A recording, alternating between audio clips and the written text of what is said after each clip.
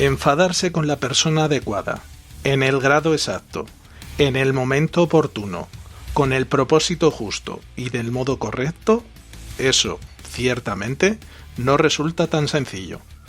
Aristóteles.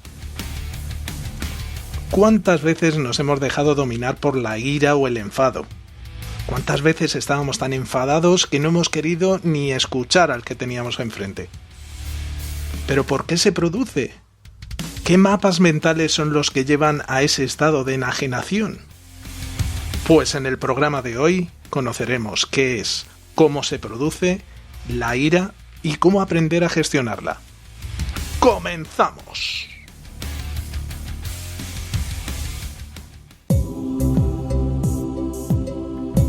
Hola amigo, hola amiga, soy Alex y te doy la bienvenida a Emociclón, tu podcast sobre inteligencia emocional. En este podcast intentaremos aprender y mejorar nuestra vida emocional y nuestra relación con nosotros mismos y con los demás. En definitiva, lo que vamos a intentar es conseguir que encuentres tu equilibrio y que consigas tu bienestar. Quedaos bien con esta palabra porque va a ser clave, o lo que es lo mismo y más sencillo, a estar bien.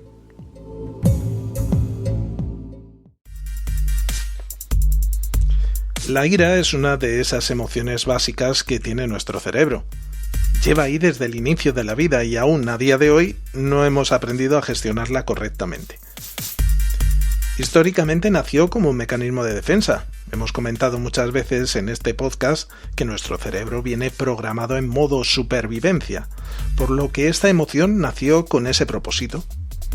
De hecho, no solo está presente en los seres humanos, sino que podemos observarla en el resto de animales.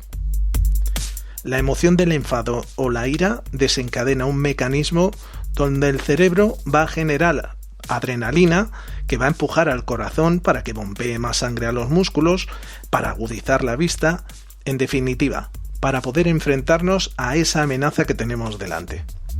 Pero yo os voy a contar un secreto. Ya no estamos rodeados de depredadores.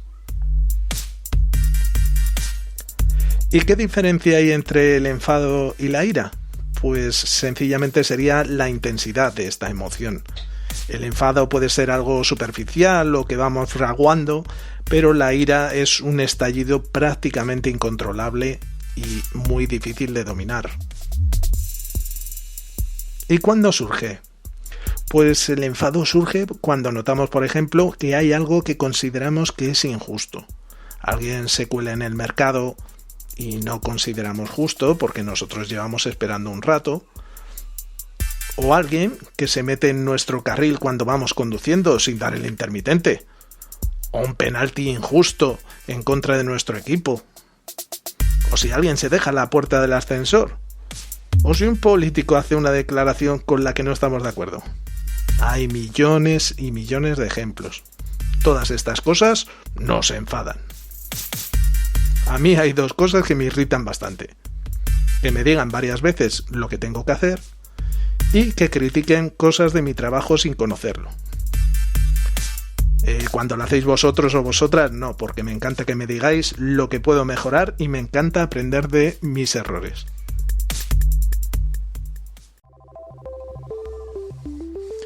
Hay que decir que los ataques de ira no son premeditados. Es cierto que nos pillan por sorpresa, incluso a nosotros mismos. Pero normalmente vienen precedidos de una tensión previa que sería el preludio de la tormenta. Se trata de situaciones reales o imaginadas que acaban generando esa tensión, que si no conseguimos detener a tiempo, desembocará en el citado estallido de ira. Pero ¿cómo es posible que nos deje bloqueados o nos secuestre una emoción? Físicamente en nuestro cerebro tenemos dos hemisferios.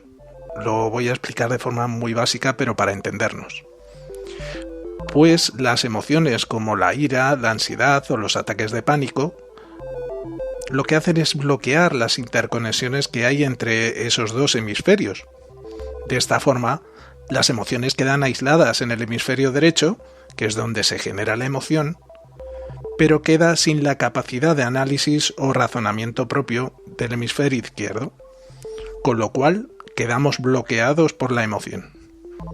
Tiene sentido, ¿verdad? Y es que esto se refleja en el cuerpo, porque un enojo continuado puede inflamar el hígado, el estómago, generar úlceras por sobrecarga de estrés, pero es que también bajan las defensas, porque al segregar adrenalina constantemente, los químicos de nuestro cuerpo se ven alterados y desvían recursos a ciertas partes del cuerpo para atender esa supuesta amenaza. Pero claro, dejan desatendidas otras, que serían este sistema inmunológico.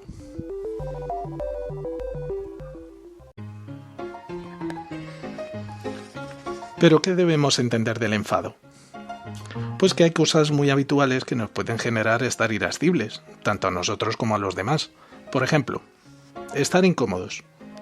Parece una tontería, pero cuando tenemos mucho calor, o mucho frío, o ropa que nos molesta, o mucho ruido, o demasiado estrés, o una enfermedad o dolencia que lleva mucho tiempo de recuperación y que nos genera malestar. Pues con todas estas situaciones el enfado es casi inevitable.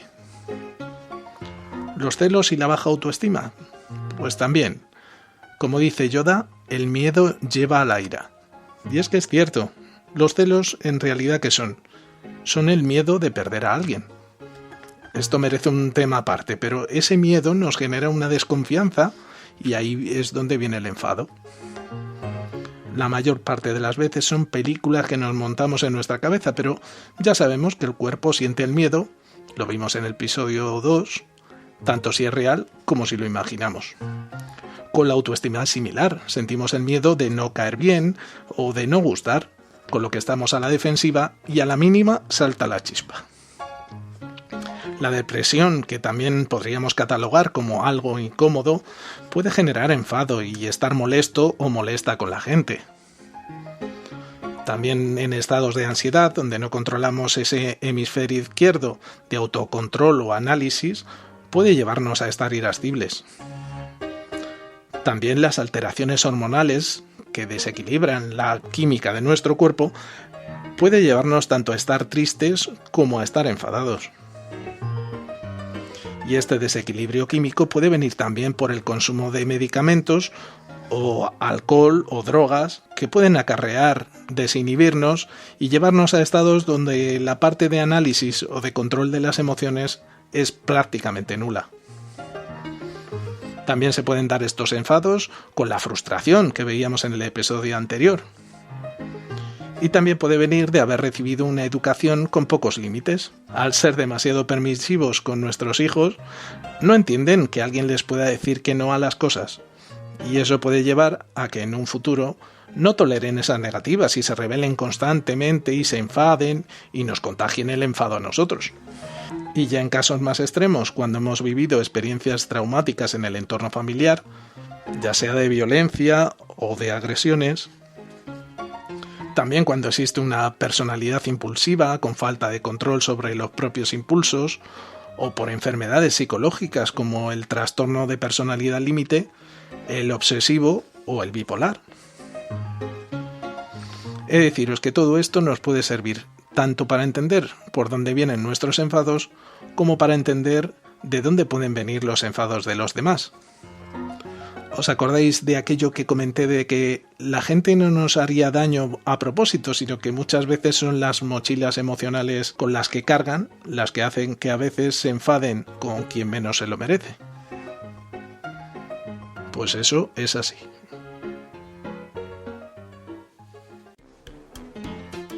Hey Johnny, ponnos una de consejos. Lo primero de todo es que si constantemente estás enfadado o enfadada, por favor, encuentra la razón última de tu enfado y cambia las circunstancias para que eso cambie. Lo digo siempre, que mantener una emoción, la que sea, en el tiempo no es bueno. El enfado genera cortisol, adrenalina, que hacen que nuestro cuerpo no esté en equilibrio y puede llevarnos a cosas serias como diabetes, hipertensión, enfermedades cardíacas. Otra consideración es que, como todas las emociones, no hay que reprimirla, pero eso no significa que dejemos que nos domine. Una explosión de ira ya hemos visto que nos bloquea los sentidos. pero hay que verla venir y tratar de que no nos bloquee. Hay que ser consciente de que yo soy responsable de mi enojo y que puede tener consecuencias con las relaciones que tengo con los demás. Además, hay que decir que estar enojado constantemente es un derroche enorme de energía. Músculos tensos, elevar el tono de voz, dientes apretados, es agotador estar así. Aparte de no ser agradable ni para el que está enfadado, ni para los de alrededor.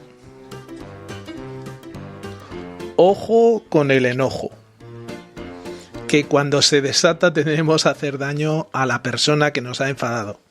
Y aquí eso de que en la guerra y en el amor todo vale, parece ser una verdad absoluta.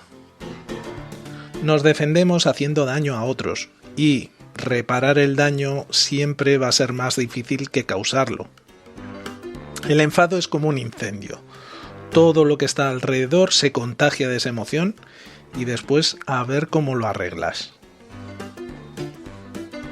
Hay que verlo como una señal de alerta, como ya hemos dicho muchas veces en nuestro panel de mandos.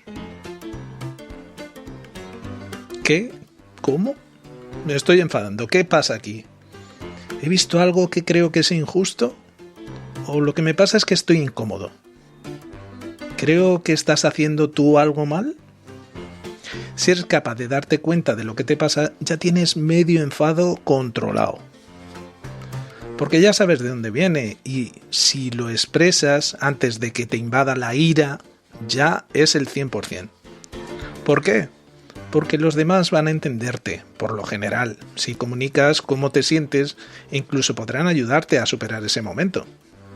Si estás incómodo, oye, date una ducha y seguimos. Si hay algo injusto, pues vamos a ver si hay un término medio. Si es por algo que te produce frustración, te envío al episodio 13 donde ya hablamos de ella, pero habrás sacado un 10 en inteligencia emocional. Y ya te digo que con la ira y con el enfado no es nada fácil sacar buena nota. Intenta comunicar siempre con amor. Sé que cuando estamos enfadados esto es imposible, pero si nos acostumbramos a expresarnos con respeto y con amor, al final se acaba convirtiendo en un hábito. Os pongo un ejemplo sencillo. En lugar de decir, es que tú... cambiar la frase por explicar cómo nos sentimos nosotros. Cuando haces esto, me siento mal porque no me siento comprendido o comprendida. Me enfada que hagas eso porque parece que no te importo.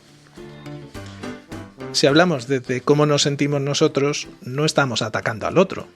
Y deberíamos generar empatía para que el otro nos comprenda. De otra forma, si te digo, la culpa de todo la tienes tú, pues te estoy poniendo al otro en defensa y después de una defensa lo que viene es un buen ataque. Esto lo sabemos por películas como Rocky. Esto es lo que llaman ahora resiliencia. Y hasta aquí el programa de hoy. Muchas gracias por escucharme y si crees que puede ayudar a otras personas, por favor, compártelo. Hoy os recomiendo 2 libros. Uno es el de Norberto Levi, La sabiduría de las emociones, del que ya hemos hablado, pero también os recomiendo Comunicación no violenta, de Marshall Rosenberg, donde se tratan estos temas de forma más extensa. No te olvides de suscribirte, de darle al like en cualquiera de las plataformas y por cierto, os dejo mi mail para que dejéis vuestros comentarios o sugerencias, que ya hemos atendido algunas de nuestros y nuestras oyentes. El mail es info@emociclón.com. Os mando un beso enorme y recordad que sois personas maravillosas. Muchas gracias por existir.